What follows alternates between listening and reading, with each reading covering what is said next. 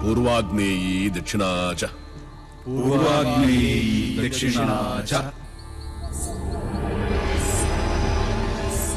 നൈര്യതീ പശ്ചിമാ തഥാ നൈര്യതീ പശ്ചിമാ തഥാ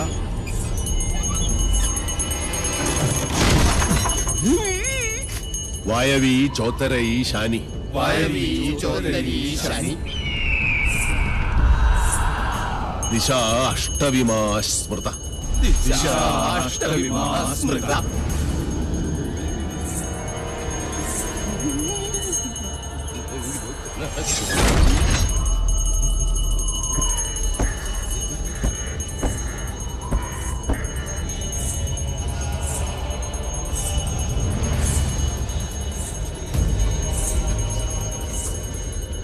ആരും കണ്ണു തുറക്കരുത്.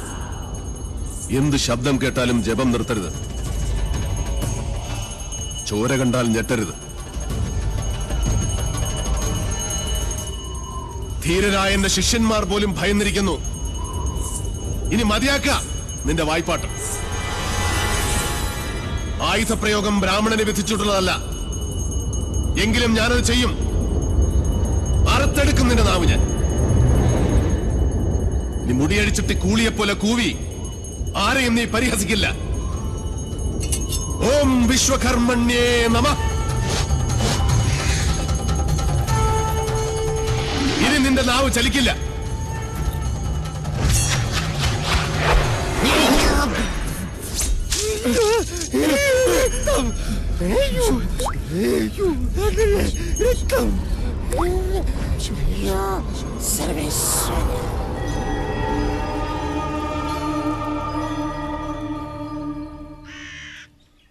ഇനി ഇവിടെ നിൽക്കാൻ പറ്റില്ല.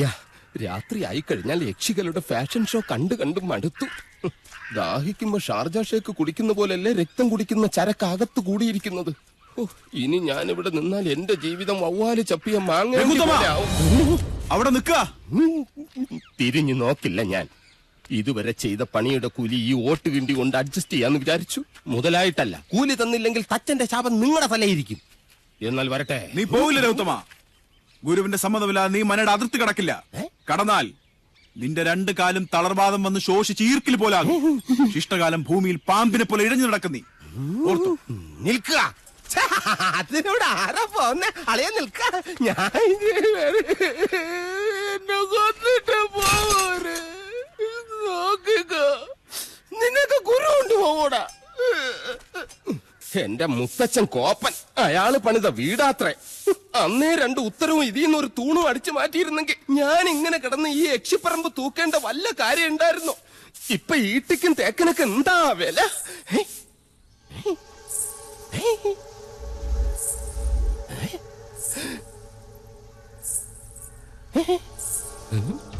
എന്തോ കിലുങ്ങുന്നുണ്ട്. ഇങ്ങനെ നിൽക്കുന്നോണ്ടായിരിക്കും. ഇരിക്ക. യമനെ കൊന്നയാമ്പ കൊമ്മിട്ടിരിക്കുന്ന പാർട്ടിയായ യക്ഷിപ്പറമ്പെന്ന് പറഞ്ഞത് പിടിച്ചില്ലായിരിക്കും. സാവിത്രി അമ്മേ, എന്നെ കൊല്ലരുത്. ഞാൻ സാവിത്രിയല്ല, തുളസിയാ. അതിനിടയ്ക്ക് പേരും മാറ്റിയോ? മാധവേട്ടനില്ലേ?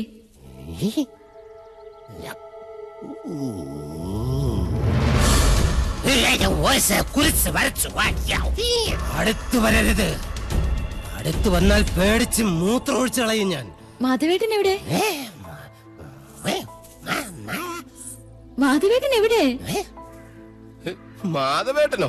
എന്നെ കൊണ്ടൊന്നും പറയിപ്പിക്കരുത്. തലയ്ക്ക് വെളിവില്ലാത്ത മൂന്നാല് നമ്പൂരി ചെക്കന്മാരെ പിടിച്ച് അടുപ്പിന് ചുറ്റും ഇരുത്തിയിട്ട് സ്വാഹ സ്വാഹ എന്ന് പറഞ്ഞ് കുറച്ച് എണ്ണയും കോരി ഒഴിച്ചാൽ ഒരു യക്ഷിയെ തളയ്ക്കാൻ പറ്റില്ല. യക്ഷിയെ തളയ്ക്കണമെങ്കിൽ ഏഷ്യാനെറ്റിലെ കടമറ്റത്ത് കത്തനാർ തന്നെ വരണം.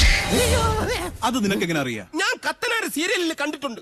അതിലാണെങ്കിൽ ഒരു കൊച്ചു കിണറ്റിൽ വീണ് ചത്തപ്പോ കത്തനാർ ഇങ്ങനെ വടിയെടുത്ത് ഇങ്ങനെ കാണിച്ചേ ഉള്ളൂ. ആ കൊച്ചു ജീവനോടെ കയറി വന്നു. അത് ഏഴില്ലാതെ. നിർത്ത.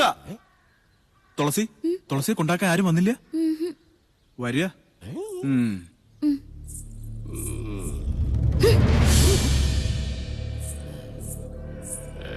ഇവിടെ യക്ഷിയുടെ മറവിൽ സ്ത്രീകൾ വരുന്നു, ജപങ്ങൾ മുറയ്ക്ക് നടക്കുന്നു. അങ്ങനെ ചിന്തിക്കാൻ പോലും പാടില്ല. എനിക്ക് കിടന്നാൽ ഉറക്കം. എന്താ ദേവിടെയുണ്ട്?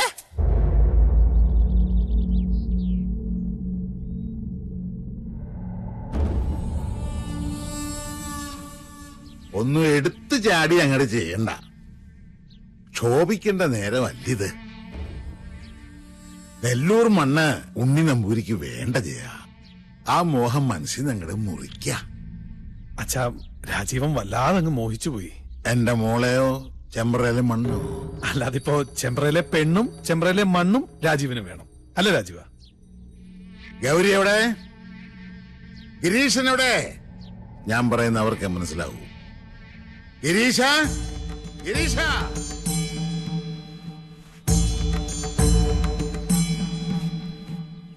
ഏടത്തി, ഹായ്, ആരാ ഇത്? പട്ടാഴിയില്ലത്തെ ആത്തയമ്മയോ? ഇവിടെ നിന്റെ ഏതടത്തി ഇരിക്കണത്? പടിയിറങ്ങി പോയ മൂശട്ടെ. അച്ഛാ, ജയേട്ടാ, ഇങ്ങോട്ടൊന്ന് വേഗം വരിക. അനിയത്തി. ആഹാ, എന്താണ് നിനക്കിവിടെ കാര്യം? എടി എന്താണ്? അച്ഛന്റെ ആംഗ്ലമാരുടെ മുഖത്ത് ചവിട്ടി തേച്ച് ഇറങ്ങിപ്പോളല്ലേ നീ? മറന്നിട്ടില്ലൊന്നും. നേർന്നെറിയും കെട്ടവളെ. ജയാ, ആരാ? ദേ, കണ്ടില്ലേ അച്ഛാ? ഇറക്കി ഇവിടെ പിഴച്ചവളെ. എന്താണാവോ വരവിന്റെ ഉദ്ദേശം? ഗുപ്തനും മക്കളും ചത്തു നശിച്ചോന്ന് കണ്ടുറപ്പിക്കാനാ? അപ്പൊ ഉറപ്പാണ് അച്ഛന് എല്ലാം നശിക്കൂന്ന്. ഇടി അസത്തെ, അവന്റെ അച്ചിപ്പണി ചെയ്ത് നടക്കുന്ന നീ ഞങ്ങളെ ശപിക്കുന്നോടി. ആരുത്? അച്ഛാ, ഈശ്വരനെ കരുതി, എന്നെ കരുതിയിട്ടല്ല, അച്ഛന്റെ ഏട്ടന്മാരുടെ നന്മയ്ക്ക് വേണ്ടിട്ട് പറയാ. മുഖപുര വേണ്ട. മാധവേട്ടനോട് ചണ്ടയ്ക്ക് നിൽക്കരുത്, എന്റെ ഒരു അപേക്ഷയാണ്. കേട്ടില്ലേ? ഇവള് പറഞ്ഞെന്റെ പൊരുളച്ഛന് മനസ്സിലായില്ലേ? നമ്മുടെ ചോരയ്ക്ക് വേണ്ടി ഇവള് ദാഹിക്കുന്നു. ലക്ഷണം കൊള്ളാം. ആദ്യം യുദ്ധം ചെയ്യാൻ കടവ് കിടന്ന് വേളിക്കാരൻ വരുന്നു, പിന്നാലെ സമാധാന ദൂതുമായി സഹധർമ്മിണിയെ പറഞ്ഞയക്കുന്നു. എന്താ ഇതിന്റെയൊക്കെ അർത്ഥം? മക്കളെ, പട്ടാഴിക്ക് ഭയം ബാധിച്ചിരിക്കണോ? മടങ്ങിക്കോളാ, ഇല്ലെങ്കിൽ നിന്റെ ശവം കൊണ്ട് അവന്റെ മുഖത്തേക്ക് വലിച്ചെറിയും. അച്ഛൻ പറഞ്ഞ കേട്ടില്ലേ? ഇറങ്ങി പൊടി മൂദേവി. കംസജന്മം എത്ര അനുഭവിച്ചിട്ടും മതിയായിട്ടില്ല അല്ലേ? അതേടി, ഞാൻ കംസൻ തന്നെയാ. ഈ അടിവയറ്റിലൊരു കൃഷ്ണുണ്ണി വളരുന്നുണ്ടെങ്കിലേ വലുതാമ ഇങ്ങോട്ട് പറഞ്ഞു വിട.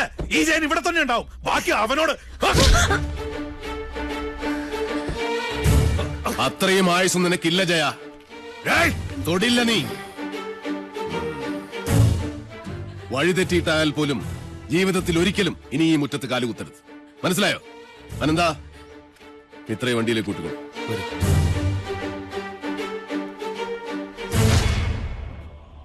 ഏതൊരു പെണ്ണിനും സ്വന്തം വീട്ടുമുറ്റത്ത് വന്ന് നിൽക്കുമ്പോ ഒരു വിശ്വാസമുണ്ട്. എത്ര വെറുത്താലും അവമാനിച്ചാട്ടി ഇറക്കി വിടില്ല. നിങ്ങളത് തകർത്തു. വെറി പിടിച്ച നിങ്ങളുടെ മനസ്സ് പിതൃസ്ഥാനത്തിന്റെ മഹത്വം മറന്നുപോയിരിക്കുന്നു. സൂക്ഷിച്ചോ ചിത്രഗുപ്ത, നിങ്ങളുടെ കൈവെള്ളയിൽ 1000 രേഖ. അമ്മേ, സാവിത്രി, ഇവന്റെ നെഞ്ചു വലിച്ചു കീറി ചങ്കെടുത്തെന്റെ മുന്നിൽ വെച്ചു തരൂ, എങ്കിലേ എനിക്ക് തൃപ്തിയാവൂ. പെറ്റ തള്ളയെ വിളിച്ച് നെഞ്ചിലിടിച്ച് ഓരിയിടാൻ ഇനിയും അവസരമുണ്ടാവും. അപ്പ മതി മുക്ര.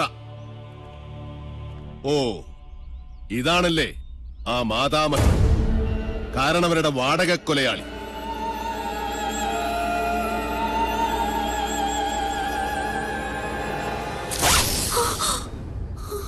ഒളിസേവയ്ക്കിറങ്ങുന്ന ഈ ദുർദേവതയെ കണ്ടാൽ രണ്ടായി വലിച്ചു കീറും മാധവൻ. ഓർത്തോ?